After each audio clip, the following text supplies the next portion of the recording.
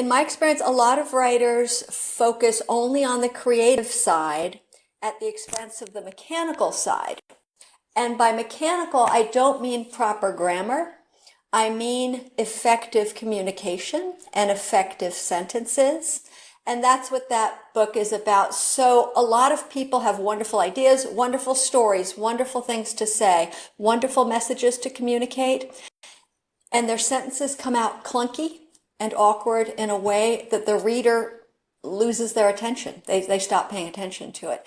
So the purpose of that book is to talk about, let's focus on the mechanical aspect of being heard, getting readers to hear your message. So I'm pretty passionate about a lot of the stuff in that book. Hi everyone, today my guest is June Casagrande. June is a writer and journalist whose weekly grammar/humor column, A Word Please, appears in community newspapers in California, Florida, and Texas. June is also a former staff writer and editor for the Los Angeles Times Community News Division, and her work has appeared in several regional and national publications in the US.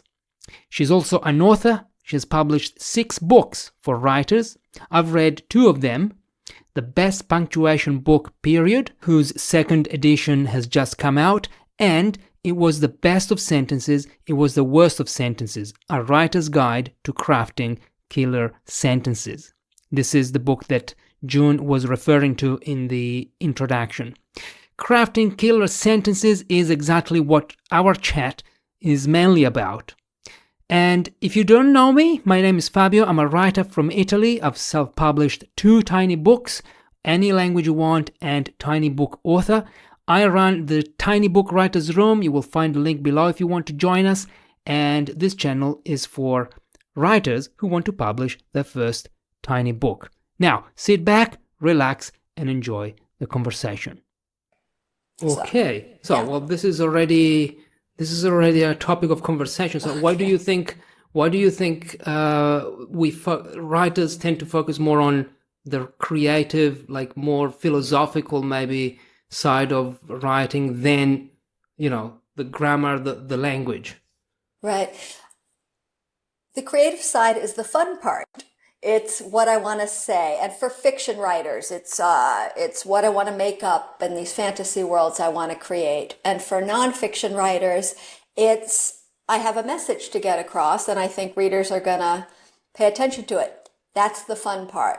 The not fun part is looking at it sentence by sentence and saying, am I communicating this in a way that readers hear, that they understand, that they get? Is my subject, for example, is it the most interesting noun it can be? Or is it something abstract like the walking of the dog is an activity that can be good exercise? That's ineffective. That makes your reader zone out. So it's not fun to go over your writing and look at the mechanics of it, but it's so beneficial. The other reason is nobody much talks about this stuff. It's you can get a lot of attention telling people about your writing process and all these things they want to think about. But when you start talking about grammar, people think you mean be proper, use whom, use these proper grammatical structures, and it's not about that. So nobody really knows what can be unleashed when you look at the syntax of your sentences. They think it's for uncreative or even anti-creative purposes, when in fact it can be the difference between the best writing and writing that does not have an impact with your reader. And how does one learn how to, because we're all, okay, you're a native speaker of the language. Assume that assuming that you're writing a book in your first language, so you kind of know the grammar because you've learned it, you've acquired it. But how do you learn how to write well? One thing you can do is examine the writing of really good writers at the sentence level. So one thing that's extremely effective but takes a bit of poking around is go online and find some amateur writing and then compare it to some really good quality writing you like. and ask yourself, what's the difference in how these writers structure their sentences? And there are real differences. And one of the things you can see from time to time is that ineffective writers sometimes use less interesting verbs or less dynamic verbs, like is, was, seems, mental verbs like considers, realizes. Those can take the action out of a sentence, whereas walks, grabs, takes, runs, yells, these kinds of things have a bigger impact. So if you start to notice the differences between professional and amateur writing, you start to see this. So. Okay, so one thing is the using more dynamic verbs. One thing is, Yes. okay. I wonder why. Like, what's the psychology behind it? Like, do we connect more when we hear these verbs, when we read these verbs? Like, I don't know the psychology behind it, but that's my guess. Exactly what you said is action draws me into something, and abstractions. He considered thinking about walking to the, you're up in your head here, you're not in the narrative, in the story. So I assume that's the psychology of it. Another, yeah. I'm sorry? No, Okay. go on. Another writing dynamic that has the same effect is the most specific subjects possible. So if you talk about, and I mentioned this in my book, it was the best of sentences, it was the worst of sentences.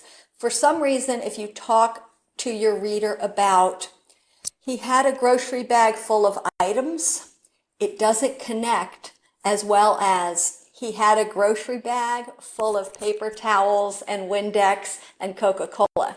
The specificity of your nouns also has a psychological effect on your reader that some novice writers don't get and miss out on. So. Okay, so the less abstract, the better. That is, in my experience, yes. And that experience comes from editing, years and years of editing nonfiction articles, feature articles, some news articles. I've just had years and years of experience seeing what happens when you take a sentence written in abstractions and you just put it in the most tangible, specific, real world, three-dimensional terms possible. It brings the writing to life. It just does. Yeah. Okay. Well, that's one thing to consider now that I'm writing my third book. I wonder how many non-dynamic verbs I used in the past. It's very natural to say, it's very natural to use forms of be like is and was and verbs like seems and all that because they're useful. The trick for a writer is to go back and look for opportunities to replace them. Sometimes those verbs are irreplaceable. And sometimes they are functioning as auxiliary verbs that are also irreplaceable. He is walking. The verb there's walking. It's not is. That is a perfectly solid way of phrasing something. So that doesn't need to change. But if you're talking about someone's state of being instead of what they're doing, you might have an opportunity to make it better. Okay. And so going back to the argument that you made about being specific, being like writers not wanting to talk about grammar or thinking about grammar because maybe, do you think this is because they've had a bad experience with grammar with English teachers or schools? Like, why do you think that is? There's a lot of that. And I think that's the secondary reason. I think the main reason is that a lot of writers intuitively understand that properness in language is optional. So they think grammar is exclusively about being proper. And the writer knows better than some outside authority whether or not you should be using formal English. If the writer wants to use slang, if the writer wants to speak informally, the writer knows what they're doing. They should stick with that. But what we all learn about grammar is that it's a great way to always be proven wrong. No one ever teaches us that When someone criticizes your grammar, they may not know what they're talking about, that most natural grammar is correct, and you kind of can't win. With grammar, if you say, I'm not going to think of a good example, but you can use a very common figure of speech. You can say, who are you going with? And someone who's a real jerk about grammar can say, no, it's with whom are you going? Number one, that's unnecessary. Number two, they're being jerks. Number three, no one teaches you those mechanics anyway. And number four, it's not true. Who are you going with is every bit as grammatical as with whom are you going. So writers instinctively understand that much of what we mean by grammar is nonsense and not worth their time. They're right. But when you understand the mechanics of grammar, the syntax, it can unlock opportunities to make your writing more effective and more professional.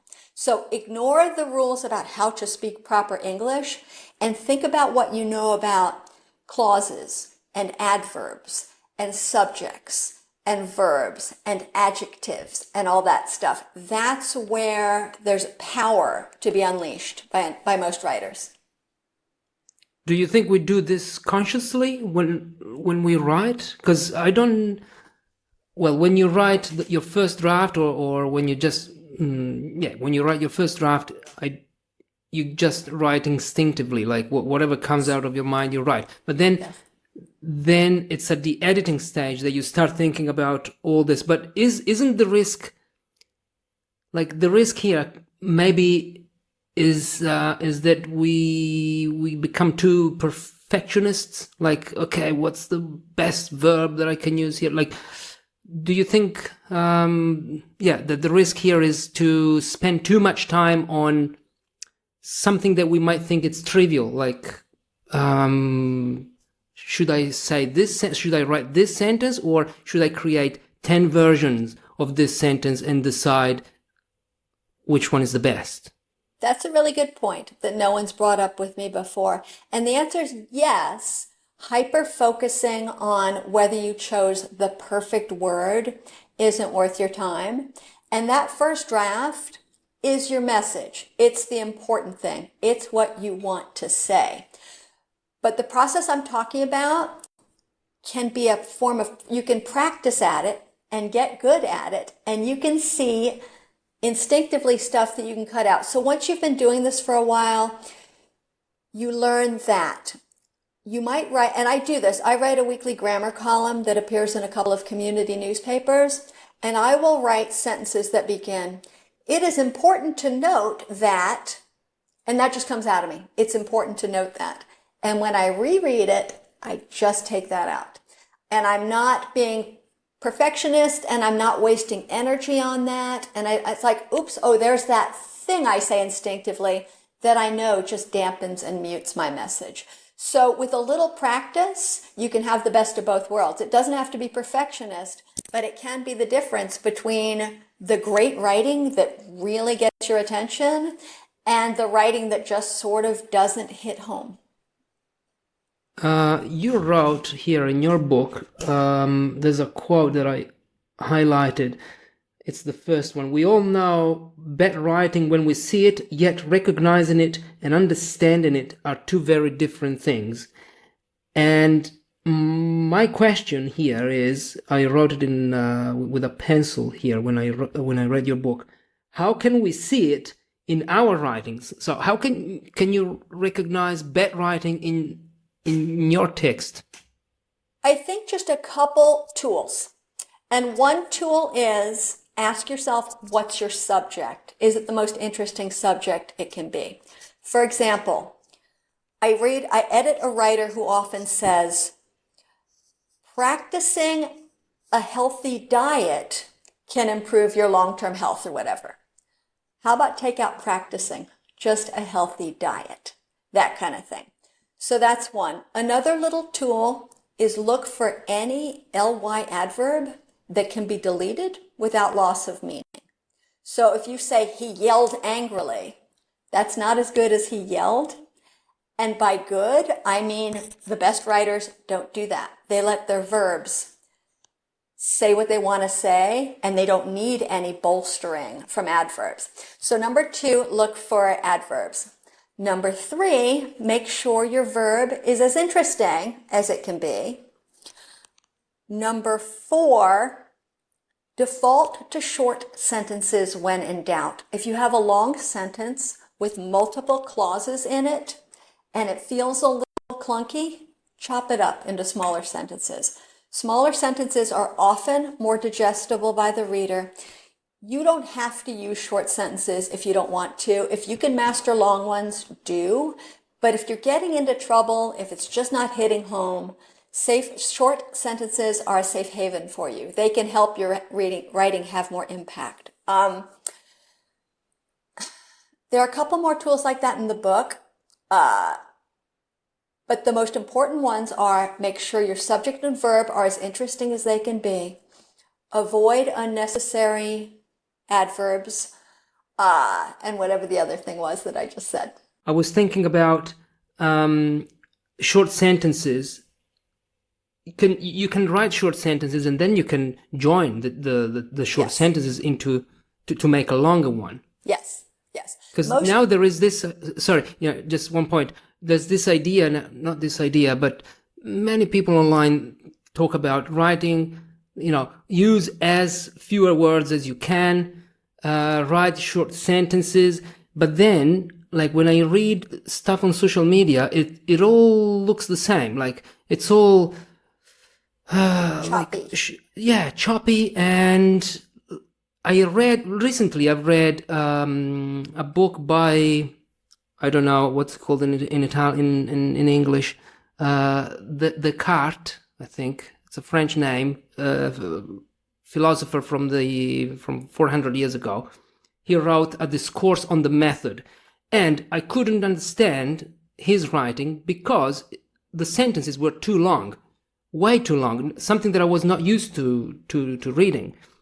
I'm not used to reading that stuff.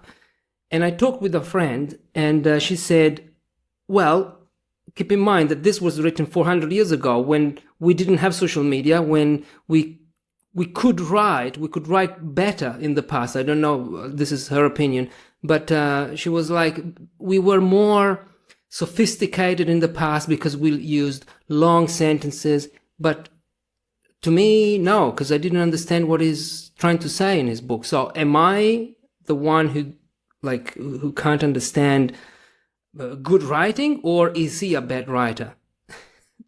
Like now I'm criticizing a French philosopher from... Are you talking about René Descartes? Yeah, that one. Yeah. I'm reading a book called 1929 about the Great Depression, and in it they cite public officials, bankers, and politicians, both in their writing and in their speech. And they too use these long, sort of convoluted sentences that I have a hard time paying attention to. And I do not think the public had a hard time paying attention to them. Here's my guess, and I don't know. Our attention spans are shorter now. And I think maybe it's not because of social media necessarily, but because of mass media in general. Television, radio, the sheer volume of information coming at us has caused we flip 30, 40 years ago, we would flip channels on the TV and hear two words and then move on. So I think we have shorter attention spans and we're not used to that type of concentration and communication. So I don't think there's anything wrong with you or René Descartes. I think you're both products of your times, and that's okay. Yeah. Okay. Yeah. Okay. Well, that's good to know. I have the same problem. I have this, when people are communicating, in this book, 1929, the book's well written, but when they quote Hoover and bankers and all these people, and halfway through the sentence, I'm shaking my head trying to snap out of it. Yeah. And also the punctuation in those sentences, like so many commas, and at some point I get lost. Does this bit refer to, is this a comma that goes with this clause or with the, Yes. I have to read and reread. Yes. Which is it's not fun, I must say. But then when you understand a long sentence, you're like, okay, I got it. Yeah. What about, okay, maybe let's see a couple of other, because you focus on sentences a lot, and this is what your book is about. And you said, I mean, why sentences? Like, why sentences are not paragraphs or text or even how to write a book? Right. Partly because it's what I know, but also partly because grammar is about sentence structure. The sentence is the unit. It is the unit that is the object of grammar analysis. So every sentence has a subject, a complete sentence has a subject and a verb, and it may have a modifying phrase, that kind of thing. And we understand the working parts of this. Paragraphs can be one sentence. They can be a lot of sentences. They don't have a grammar to them. They have a logic and structure, but it doesn't follow this very specific formula we call grammar. And that's where I personally have found in my editing work, there are opportunities to make writing more effective. And what have you noticed in in your editing experience, like mistakes, like typical mistakes, or something that still, after so many years in the industry, you still see writers do wrongly or wrong? A lot of the little things I fix, most of your audience doesn't have to worry about. Spell checkers and grammar checkers can fix a lot of the little things. Like one thing I fix a lot in my work is writers will put a period outside of a closing quotation mark instead of inside, which is incorrect in American punctuation. It is correct in British punctuation. That kind of thing is not something your listeners need to worry about. They just need to focus on what they want to say, getting it out, and the tiny book concept is so great. And I'm personally going to be focusing on that because I sit down to write novels and have a great idea for a novel and a great idea for a book, and I'm going and I do not have a grasp on how to structure something that long. I do not have a grasp on how to structure 60 or 80,000 words, but I think a tiny book is definitely a good strategy for me. But you asked what things I find a lot of writers do wrong. They kind of all fall under the umbrella of being too in their own heads and not in the reader's shoes. So one Nice. problem in grammar we talk about is called an unclear antecedent. And all that means is that you use a pronoun and you haven't given the reader enough information about who the pronoun refers to. So if you say, Joe and his dad were fighting and he punched him, that's called an unclear antecedent because you don't know who punched who, because the antecedent of each of those two pronouns hasn't been clearly established. That happens when the writer is focusing on what they're doing and never takes a step back and says, wait a minute, the reader isn't in my head with me. They're not clear on who I'm talking about. I can see this punch being thrown. I know who's punching, but the reader doesn't. So they all sort of fall under that umbrella of, does the reader need this information? And also, on the opposite side, does the reader already have this information? Is it really necessary to say, it was hot out when you already said it was 98 degrees? That kind of thing. So you're kind of wasting the reader's time when you say stuff that they already know. And so it's hard to take that step back as a writer and put yourself in the reader's shoes because it's a big difference. I'm in this thing I'm writing and now I'm on the outside looking in. So, but it's something that great writers are naturally good at. And so it's worth trying to emulate. So do you think there are great writers, like there are people who were born great writers, like natural talents, or maybe not? That is an age-old question. Are great writers born or can it be learned? Short answer, I don't know. But Stephen King, in his book on writing, talks about this. And what he says is everyone can improve. So he seemed to think, I apologies if I'm misquoting him, but he seemed to think that some people are born with a natural ability for it that can't necessarily be paralleled by someone who isn't. However, everyone can be better. Everyone can become proficient. Everyone can get their message across. It takes more effort for some than others. The great writers, I don't know. I don't know. Okay. Well, one quote from that book that I love is there are only two ways to become a great writer, something like this. Read a lot and write a lot. That comes from, yeah, I'm misquoting it for sure, but I remember read a lot and write a lot. From Or the Stephen other way King? around. From Stephen King, Yeah. on Yeah. writing. Yeah, it's true. I've heard people argue that there are some great writers who don't read much, and maybe there are. Maybe it's possible to be a great writer without being a great reader. But why try? Yeah. Reading a lot can help no matter where you're starting from. So if you can read a lot, read a lot. Yeah. Yeah.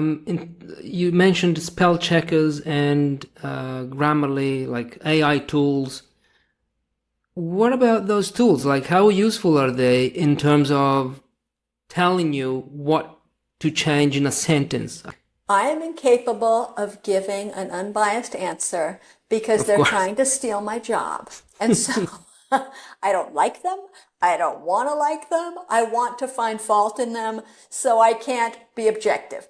However, I do see lots of flaws in them. They're not perfect, just like any other AI application. You can't trust them 100%. However, as someone who does proofreading, I can't deny that without a spell checker, I would miss spelling errors. I'm not going to catch spelling errors as well as a spell checker might. On the other hand, I am going to catch misused words that spell checker doesn't catch. And that happens all the time. There was an old hashtag on Twitter called spell check cannot save you. And it was examples of correctly spelled words used wrong. So one was, the funniest one I remember was an old article from a local newspaper, decades old maybe, about some kind of sexual abuse allegations against some public person. And the headline was something about sex clams. And what they meant was sex claims. Claims, but what they said is sex clams. So you can't trust these tools, but they absolutely help. And there's a good chance they'll be taking my job soon, and I'm a good You think waitress so? too. So, I actually don't know. I have to accept the possibility, but I don't know. I think there will always be a role for humans in overseeing what they did and directing what they did, that kind of thing. So, but my colleagues and I very much enjoy pointing out all their flaws. I don't trust it. I have never tried using it for writing or even editing, but I do edit a lot of articles that were written by AI, and they have this weirdness to them that I can't quite put my finger on. For one thing, they use a lot of this structure. It's more than just a conversation. It's an experience you'll never forget. So these contrasting statements, it's not just blank, it's blank. It's more than blank, it's blank. It's exhausting. It's so hackneyed at this point. But the other thing is, it doesn't know what words mean. And so it will say things that sound really slick the first time you read them. Then you're like, wait, that doesn't exactly mean anything, what it just said. And fixing it is really, it's a very good brain exercise for editors, because it's like, what were we trying to say here? Because those words do not mean anything in this sentence. So it's sneaky and slippery and in a lot of ways dangerous. So. And sometimes when I want to use that structure, it's not this, it's that. I feel like, okay, now people are going to think that I'm writing with AI, or the M dash. Like, this is still relevant today. Like on social media, everyone talks about the M dash because ChatGPT uses a lot of this, and so you don't want to use it because the machine uses it, and you're like, where are we going with this?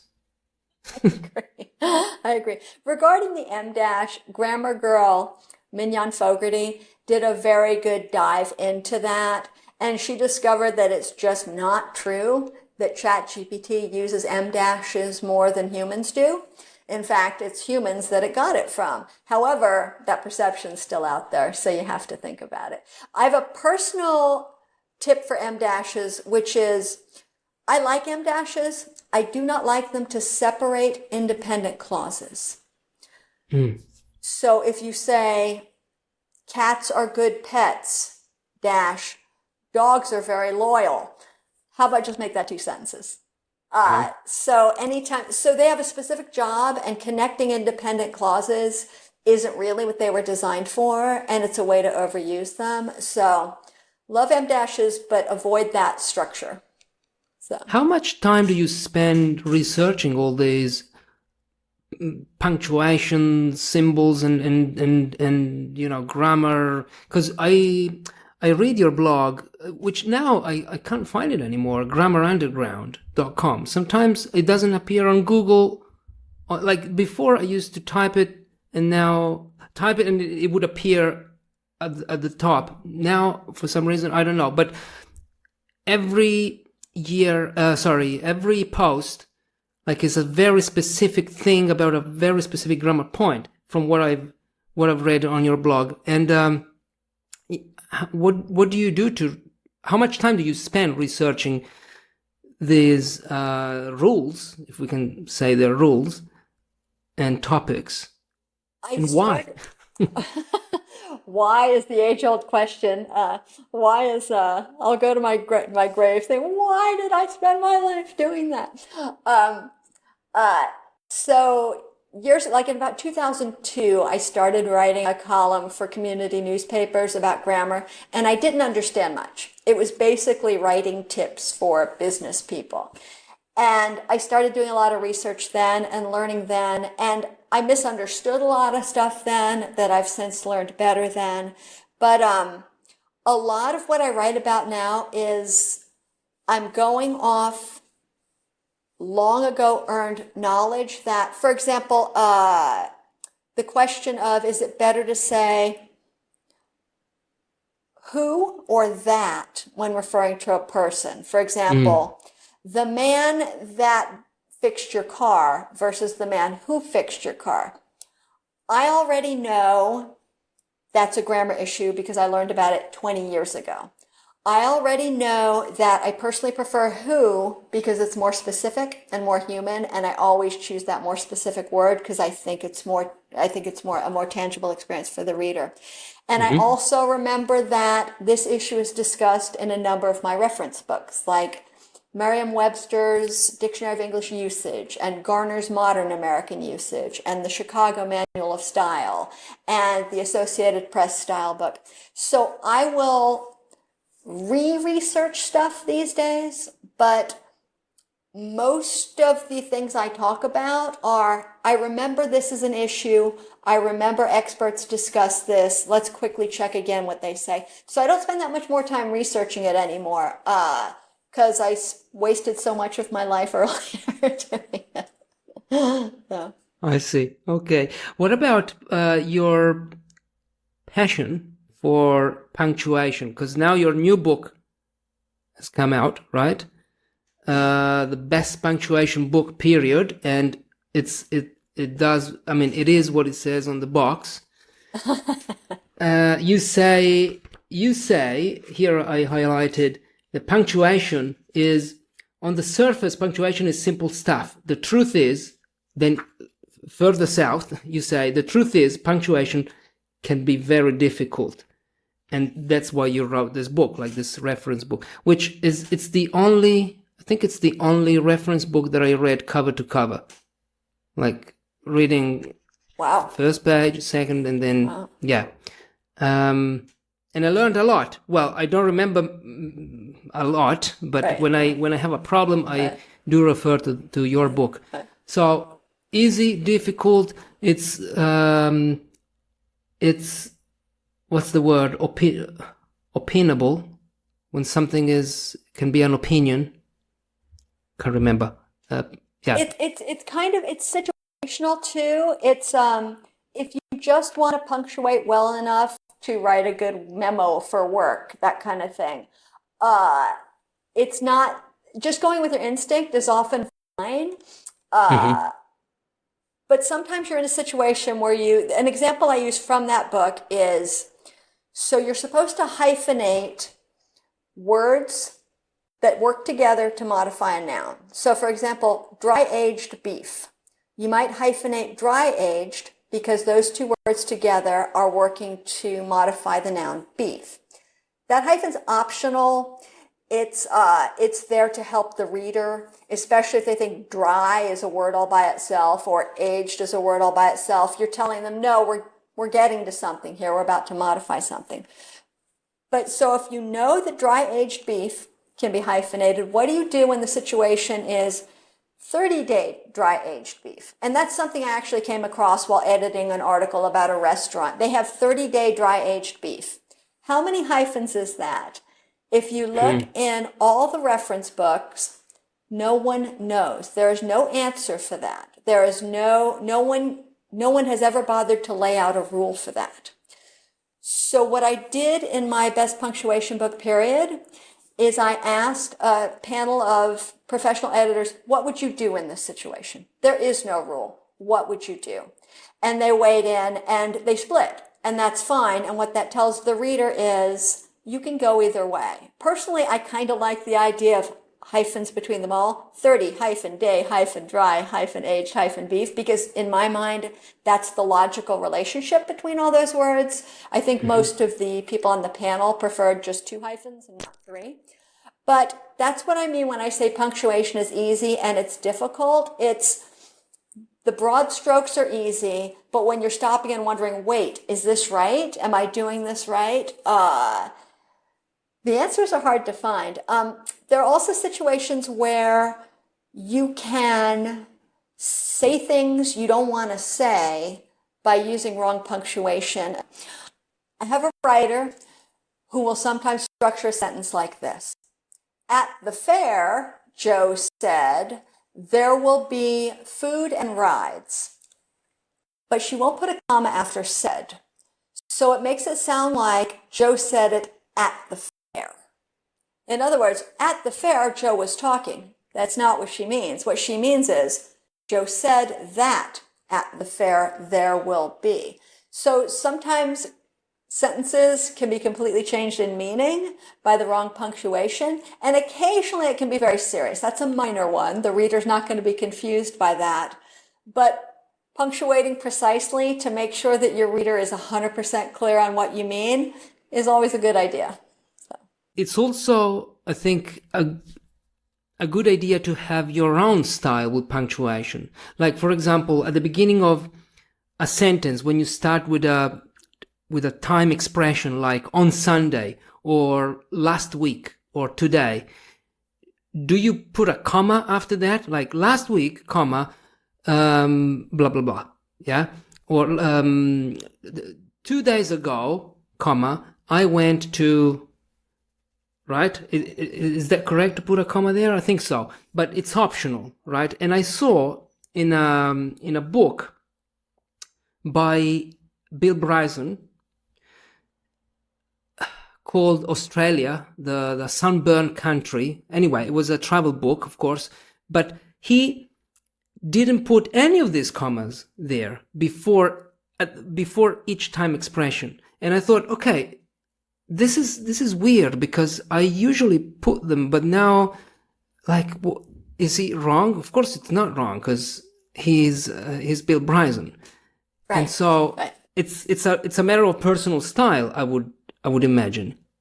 And it's good to be consistent with your own style.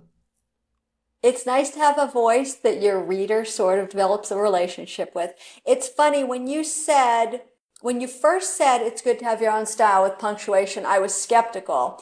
And then you said the example of on Tuesday, comma, that kind of thing. And I'm like, you're right. That is a great example of some place where you can establish your own voice. If you leave the comma out after on Sunday, you're making the whole sentence more immediate. It's a different experience than on Sunday, comma, And they're both great. They're both a question of how you want to relate to your reader. So that was a far better example than any I could think of.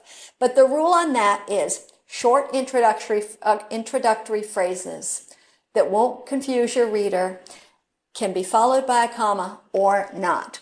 You can put a comma after it like you would, or you can leave it out like Bill Bryson would. Have you ever read Cormac McCarthy? For example, he wrote The Road. Is he the actor, right? No, The no, no. American, no? No. Sorry. No, I know who you're thinking of. No, not him. He wrote The Road. He wrote All the Pretty Horses. He wrote No Country for Old Men. He's no longer with us. He passed away a few years ago. He doesn't use apostrophes in his contractions. So he will say don't or can't and it's a style thing. And so I read The Road. I loved it. It's very dark. It's post-apocalyptic. And I finished it. I read it really fast. I devoured it. And after I finished it, I was discussing it with someone and they said, what did you think about him leaving all his apostrophes out of his contractions? And I had been working as a copy editor and proofreader for decades at that point. I'm like, I didn't notice. Wow. And I thought and the reason I didn't notice is because it was so brilliantly effective. And this brings me to another point about great writing. I think great writing is the stuff you don't notice. And I think he's a great writer. I think when they can get the writing out of the way, you're not noticing. It's like great acting. If you're noticing the acting, it's probably not good acting. But The Road is about surviving post-apocalypse at a time when not many people are likely to survive. And when he makes reference to how the characters got in that situation, he doesn't even tell you. Was it an asteroid? Was it a nuclear war? He doesn't tell you, and it's so clear that it doesn't matter. Nothing matters anymore. And punctuation and apostrophe, it's the same. It creates this incredibly powerful effect of those trivialities are of a world gone by. They're all dead to us. How we ended up sifting ash out of water to drink it and with cannibalism is no more important than how we ended up without an apostrophe in the word don't. It's brilliant. But what was really brilliant is a proofreader read the whole book and didn't notice. It's like, Wow. He pulled it off. He accomplished what he wanted to with this reader. I've read a similar book, maybe, where punctuation was kind of weird, by Samarango. Is a Spanish. He wrote Blindness.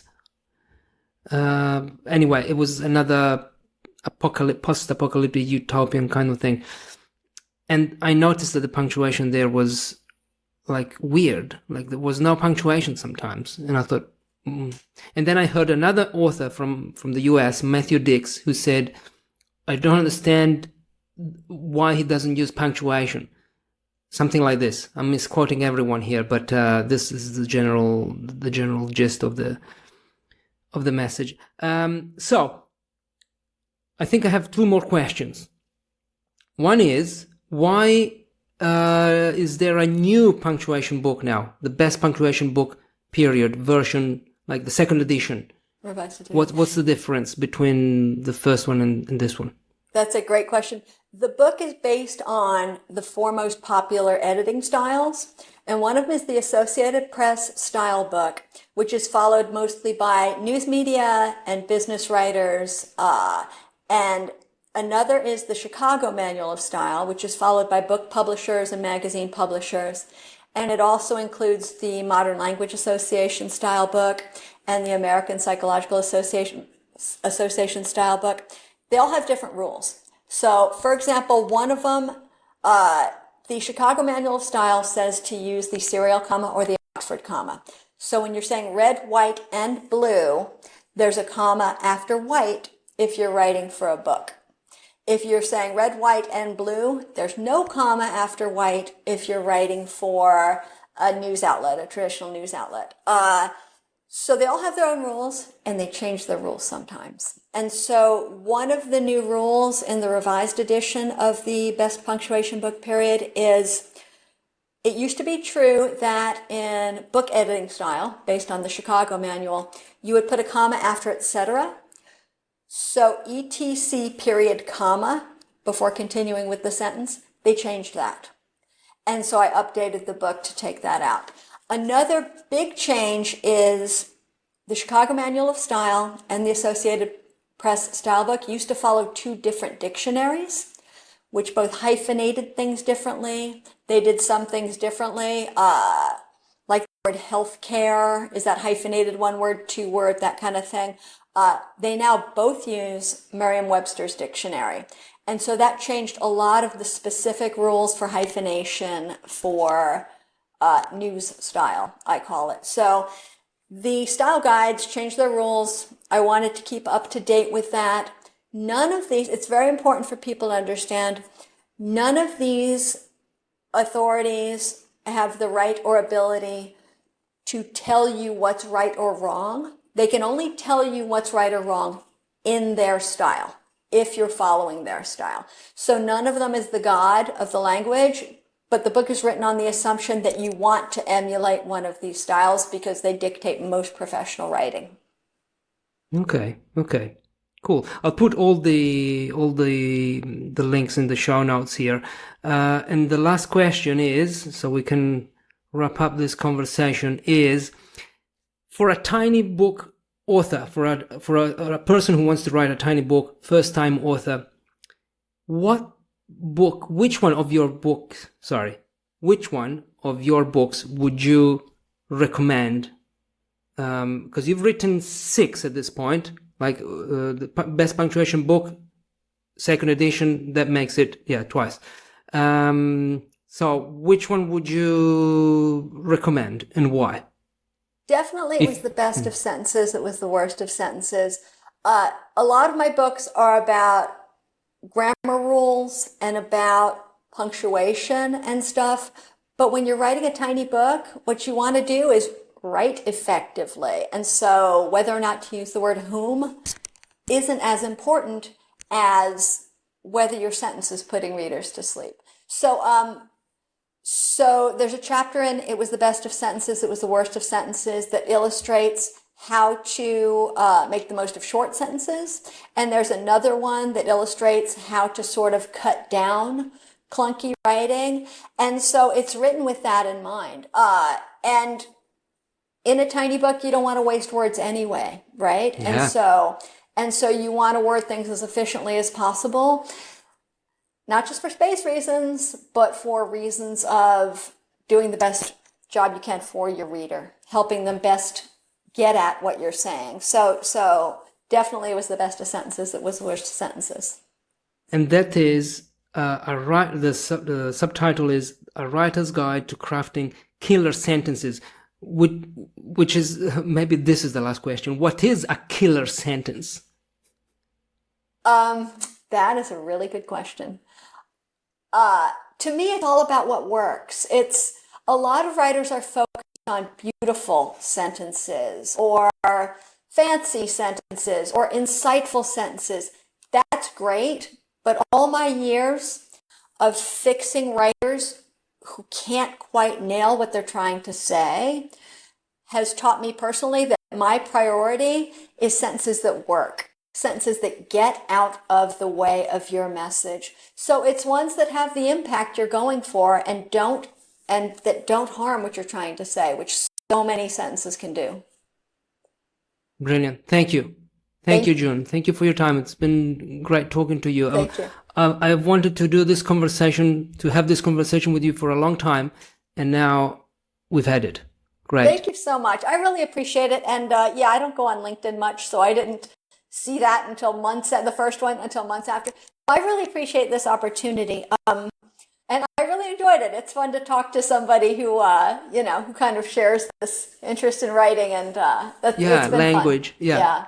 Hey, do you want to write a tiny non-fiction book but you feel stuck alone or unsure where to start? Join the Tiny Book Writers Room, a virtual space where aspiring tiny book authors like you come together to start, continue, or finish their tiny book project. You'll get peer support, feedback on drafts, monthly Q&A calls, and guidance from me. Click the link in the description to join the waiting list. Thank you and speak soon.